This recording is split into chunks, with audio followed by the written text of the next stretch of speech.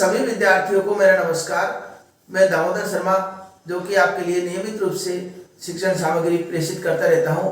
उसी श्रृंखला में आज हम कक्षा 10वीं की जो क्षितिज पुस्तक चलती है, उस क्षितिज पुस्तक का पाठ ईदगाह, जो कि प्रेमचंद जी के द्वारा रचित है, उसका अंतिम भाग का आज हम अध्ययन करेंगे। तो अंतिम भाग के अंतर्गत क्या कुछ बताया गया है वो तो हम पढ़ेंगे ही, इसके साथ साथ थोड़ा सा पिछले भागों की जानकारी आपको दे दूं।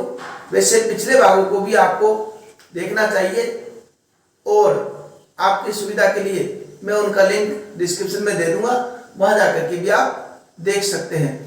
तो पिछले भागों में हमने देखा कि हामिद अपने साथियों के साथ मेले में जाता है और मेले में जाने के बाद में उसके साथी खिलौने, मिठाई, इन सबको खरीदते हैं और हामिद उनकी तरफ देखता रहता है। हामिद को चिढ़ाते भी है, वो मिठाई के को लेकर के या खिलौनों को लेकर किसी प्रकार वो चिढ़ाते हैं। और हामिद फिर एक लोहे की दुकान पर रुकता है, वहाँ चिमटे के मोल भाव करता है और चिमटा का मोल भाव करने के बाद में उस 3 पैसे में उसको खरीद कर ले आता है। इस पर उसके साथी उसकी मजाक उड़ाते हैं, लेकिन मजाक उड़ाने के बाद भी हामिद हिम्मत नहीं हारता और अपने चिमटे के पक्ष में कई तर्क देता है, अपने चिमटे की विशेषता बताता है। चिमटे की विशेषता सुनकर के उनके साथियों को भी इस बात का पछतावा होने लगता है कि वास्तव में हामिद ने बहुत समझदारी का काम किया है और इसका खिलौना तो वास्तव में श्रेष्ठ है। तो सभी उस खिलौने को, अर्थात उस चिमटे को हाथ में लेने की कोशिश करते हैं, सब उसको लेते हैं बारी बारी और अपने खिलौने हामिद को भी खेलने के लिए देते हैं। तो ये सब बातें, अब ये मेले की बातें हो गई। अब मेले से वापस आने के बाद में क्या स्थिति हुई उसके साथियों के खिलौनों की और हामिद की क्या स्थिति हुई, ठीक है, उसका आज हम अध्ययन करेंगे। तो मेले से वापस आने के बाद साथियों के खिलौनों की स्थिति। मोहसिन ने क्या खरीदा था? बिस्ती। अब बिस्ती खरीद कर मेले से बिस्ती खरीद के लाया, घर पहुंचा। घर पहुंचते ही उसकी बहन ने देखा कि खिलौना लेके आया भैया, और उसने उसके हाथ से बिस्ती छीन लिया और खुशी के मारे उछलने लगी। और उछलते उछलते पता ही नहीं चला कि कब वो बिस्ती नीचे गिर गया और मिट्टी में मिल गया और स्वर्गलोक सिधार गया। तो बिस्ती की तो ये कहानी हो गई। अब दूसरा रहा नूरे का वकील। अब नूरे का वकील है, उसकी प्रतिष्ठा के हिसाब से उसका अंजाम होना था। तो घर पर आए, वकील को सोचा कि नीचे तो बैठ नहीं सकता, दीवार पर 2 खूंटी टाकी गई, उस खूंटी पर वकील को बिठाया गया और सोचा कि अगर और पंखे नहीं तो कम से कम अपने जो साधारण पंखी है उससे इसके हवा करनी चाहिए। हवा करते करते कब उस वकील को वो पंखी लग गई और वकील नीचे जमीन पर आ गया और मिट्टी का चोला मिट्टी में मिल गया, अर्थात वह भी खत्म हो गया। मिट्टी के तो खिलौने थे और वह मिट्टी में मिल गया। अब रही महमूद के सिपाही की बात। महमूद का सिपाही, जो उसने खिलौना खरीदा था महमूद का, तो सिपाही पहरा देने जाता है। रात का अंधकार है, कहते वे जा रहे थे, टोकरी बिठा दिया, टोकरी में सिर पर रख करके और पहरा देते हुए जा रहे थे। जागते रहो, इस प्रकार के शब्द बोलते हुए जा रहे थे और जाते जाते ही अचानक ठोकर लग जाती है महमूद को और टोकरी नीचे गिर जाती है। अब टोकरी नीचे गिरेगी तो क्या होगा? टोकरी में ही सिपाही महोदय बैठे हैं, सिपाही महोदय भी नीचे गिर गए और सिपाही के गिरते ही क्या हो गया? उसकी एक टांग टूट गई। अब एक टांग पे तो खड़ा हो नहीं सकता सिपाही, तो क्या किया कि कहीं से गूलर का दूध चिपकाने के लिए लाए और उसकी एक टांग को चिपकाया, लेकिन वो प्रयास व्यर्थ गया और व्यर्थ प्रयास होने के पश्चात उन्होंने सोचा ऐसे तो एक टांग से खड़ा रह नहीं सकता, दूसरी टांग भी हटा दो, कम से कम बैठ तो जाएगा। अब बैठ गया वो। बैठने के बाद में अब पहरा बैठे बैठे ही देता है, तपस्या करता रहता है और भगवान देवता की मूर्ति की तरह बैठा रहता है। तो ये तो उनके खिलौनों की स्थिति हुई। घर पर आते कुछ समय पश्चात ही उनके खिलौने नष्ट हो गए। अब हामिद ने क्या खरीदा था? चिमटा। तो चिमटा खरीदने के पश्चात हामिद के चिमटे की स्थिति क्या हुई उसको अब देखते हैं। हामिद का घर पर आना, अब बच्चे हामिद ने इसमें जैसे ही हामिद घर पहुंचा, उसकी दादी तुरंत उससे मिली और पूछा कि बेटे मेले में से क्या लाए हो। तो उसने कहा कि ये चिमटा। दादी को बड़ा गुस्सा आया कि इतनी देर मेले में, सुबह से शाम तक मेले में गए, भूख प्यास से घूमते रहे और कुछ भी नहीं लाए, तुम खाया पिया कुछ नहीं। कितने का एक चिमटा? कि 3 पैसे का। कि सारे पैसे इसमें लगा दिए। उसको क्रोध आ गया, अब इसको क्यों लाया, बावला हो गया कि इस तरह की बातें जब उसने बोली तो हामिद ने कहा कि दादी आपके हाथ जल जाते थे, ये मुझे ध्यान में आया और मैंने चिमटा खरीद लिया। ये बात सुनते ही दादी का क्रोध स्नेह में बदल गया, उसका हृदय पिघल गया और सोचने लगी कि मेरा बेटा हामिद ये मेले में भी मेरी अपनी दादी के बारे में सोचता था, दादी का ध्यान रखा इसने, और उस बात को देखकर उसका हृदय गदगद हो गया। अब जो मेन बात, जो मुख्य बात आई है अंत में सार तत्व की, वो बात समझना बहुत जरूरी है। बच्चे हामिद ने बूढ़े हामिद का पार्ट खेला। ये पंक्ति आ जाती है परीक्षा में, इससे तात्पर्य क्या है, इसकी प्रत्येक पंक्ति महत्वपूर्ण है, ध्यान से सुनना। बच्चे हामिद ने बूढ़े हामिद का पार्ट खेला, इसका मतलब क्या हो कि साधारण रूप से जो बच्चे होते हैं उनके घरेलू उपयोगी चीजों से कोई भी लेना देना नहीं है। ये जो घरेलू उपयोगी चीजें या अपने काम में आने वाली चीजें ये बड़े लोग ही खरीदते हैं। तो बच्चे हामिद ने जिस प्रकार की समझदारी बताई, मेले में जाकर के चिमटा खरीदना और दादी का ख्याल आना, ये सब जो समझदारी, एक जिम्मेदारी उसने प्रकट की, या उस सब को देखकर ये बात कही गई कि एक बच्चे हामिद ने बूढ़े हामिद का पार्ट खेला, अर्थात समझदारी वाला काम किया है। अब दूसरी पंक्ति आती है कि बुढ़िया अमीना बालिका अमीना बन गई। बच्चा हामिद तो क्या बन गया? बड़ा, क्योंकि इसने समझदारी का काम किया।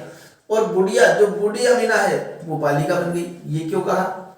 इससे क्या तात्पर्य कि बुढ़िया अमीना ने जब देखा कि उसका हामिद मेले में सुबह से शाम तक कुछ न तो कुछ खाया न कुछ पिया, और ऊपर से ये चिमटा लेकर के आ गया, और वहां पे इसने अपनी दादी का पूरा ख्याल रखा। इस बात को सोच करके वह बड़ी भावुक हो गई, भावुक होकर के और बच्चों की तरह रोने लग गई। स्नेह के आंसू, प्रेम के आंसू ये इसके प्रकट होने लग गए, तो ये बच्चों की तरह रोने लग गई। तो इसलिए ये क्या हुआ? बूढ़ी अमीना बालिका अमीना बन गई। दामन फैलाकर हामिद को दुआएं देती जा रही थी, और एक बात और कर रही थी कि दामन अपने हाथ को फैला करके और बार बार हामिद को दुआएं देते जा रही थी कि हामिद, दुआएं क्या होती जानते होंगे आप, कि हामिद का भविष्य सुखद रहे, कितना समझदार बालक है, इसने मेरा ध्यान रखा मेले में, ये सब कुछ किया, आपने खुद की चिंता न करके मेरी चिंता की। इस तरह उसको दुआएं देती जा रही कि जीवन में सफल हो, और आंसू की बड़ी बड़ी बूंदें भी गिरती जा रही थी। हामिद इसका रहस्य क्या समझता, लेकिन हामिद को इसका रहस्य समझ में नहीं आ रहा था। हामिद सोच रहा था दादी क्यों रो रही है, मैंने क्या गलती कर दी, जबकि दादी जो भावनावश वो उसकी आंखों में आंसू आ रहे थे, वो समझ रही थी कि इसके माता पिता नहीं है, एक बूढ़ी दादी है, और उस बूढ़ी दादी का ख्याल भी इसने मेले में रखा। और सामान्य बच्चों ने जब मिठाइयाँ खाई होगी और खिलौने से खेले होंगे तो इसका मन भी किया होगा, लेकिन फिर भी इसने अपने मन को काबू में रख करके इस प्रकार की उपयोगी चीज खरीदी।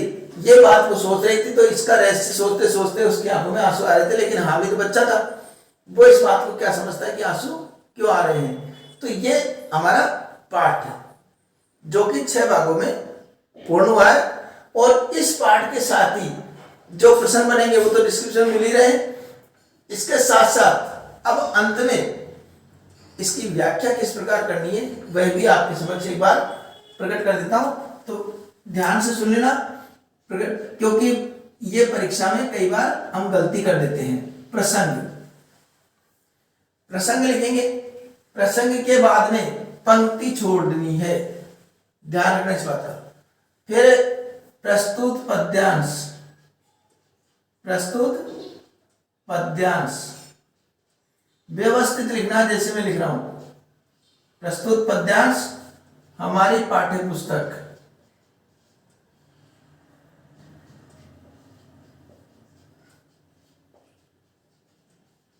पाठ्य पुस्तक, पाठ्य पुस्तक का नाम लिखते हुए ये एक उद्धरण चिन्ह लगाना, सिंगल वाला, क्षितिज के अंतर्गत महान उपन्यासकार, महान उपन्यासकार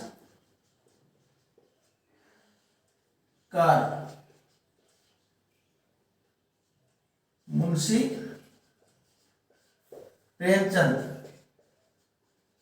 प्रेमचंद द्वारा रचित कहानी ईदगाह से अवतरित है। ये तो लिख ही दिया। अब इसमें जैसे मान लो आमिद का घराना, इस बात पर ही आ गया कि इसी गद्यांश की व्याख्या हमसे पूछ ली, तो इसके बारे में भी बताना पड़ेगा कि क्या है, ये क्या प्रकट किया गया इसमें आमिद के मेले में से आने के पश्चात